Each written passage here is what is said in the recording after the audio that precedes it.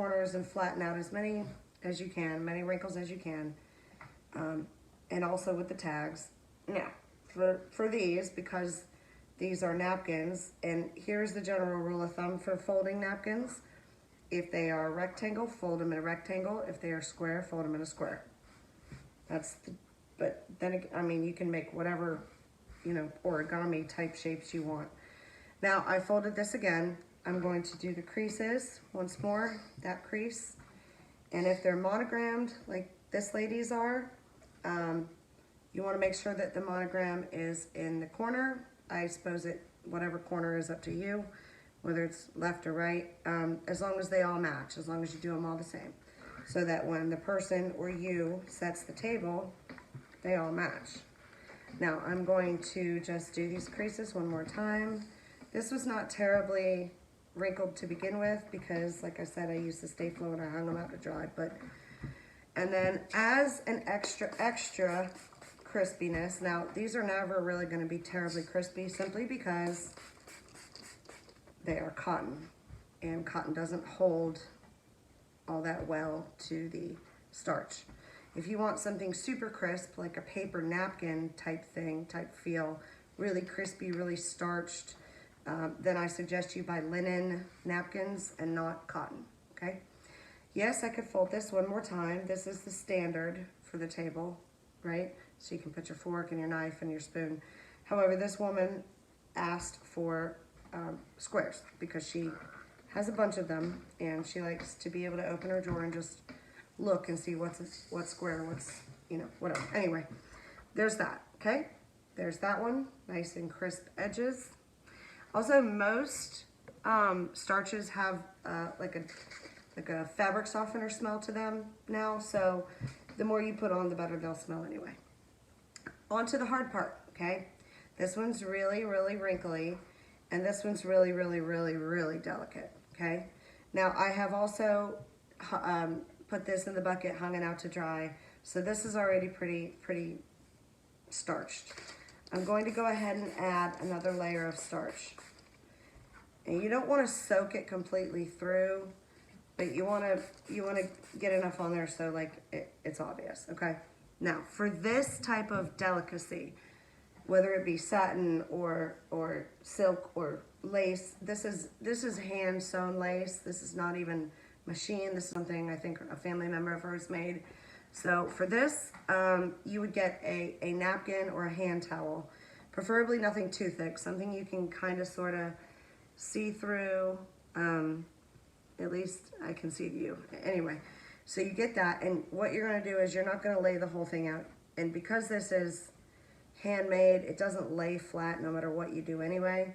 So you're going to take just like one corner here, cover it with this, especially since it's wet, and then make sure that this is still on 2 or 1 at the very least. And you're just going to start on that corner and work your way out, but not past where your little thing is, where your napkin is, okay? And you're going to do that with the other side of the napkin, the other corner. Okay, you're going to try to flatten it as much as possible because you don't want to create any more wrinkles, at least where you're working. And my dogs are whining, excuse them, in the background. And we are going to, now you can use a little bit of steam with this, but remember, if your iron's on low, you're not going to get a lot of steam, which is fine because you don't want a lot. This should be somewhat dried now, so if you're very careful, just kind of angle it and just do the tip of that iron and get in there where there might be a little bit more. Okay, we'll go back to that in a minute. We still have these other corners to do and the rest of it. So I'm going to do this, but we are going to attempt to flatten this out right here where we're working. Do you see how I made like almost another problem here because I just want to be concerned about this corner, okay? And now this one as well. And I know this looks like a lot of work. It's really not. It takes a lot of effort to explain it and like slow it down and show you. But once you get your groove going, it won't take any time at all, especially if you only have 4 or 6 of these to do. If this is not your job to do napkins, you know, like I do like 50 or 100 at a time. If this is not your job, this won't take you any time at all. Now, if the fabric is dried, which mine is not, it is kind of in the corners here, so I'm not worried about that. But if it isn't dried, make sure you turn it all the way down to 1. And that wrinkle just doesn't want to go away. All right, so now if you want to, I will show you a little trick here. Take you over here to the corner. If you have something that will not lay flat, like this just will not lay flat at all because it's old. Take whatever, like if it's rounded right here, like mine happens to be rounded, that's convenient. Take that and put it over the edge, and then iron it. If I could get my iron to cooperate, here we go. That way you can get a nice edge on it. See, even though it won't lay flat. Now, let me take you back over here. You're making me sick. Okay, so we've got the quarters, clearly. We need to do the middle, which is very obviously still wet. So I am going to kind of flatten this out in the middle because that is the only part I'm concerned about right now.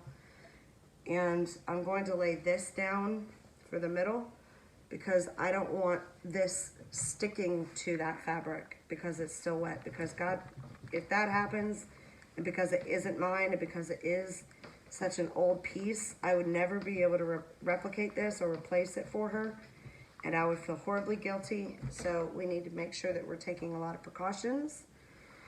And yeah, I mean, it would just destroy the fabric. So there you go. Now, but always keep it on the lowest to begin with, the lowest of the iron that you can go. And then if you feel like it's not working, bump it up 1 little dot or 1 nodule or whatever it is you have. And then just keep going up until you have something that works for you. Now, all the wrinkles are out. Okay, so I'm going to fold that in half and put you down one more time there. Fold that in half, okay?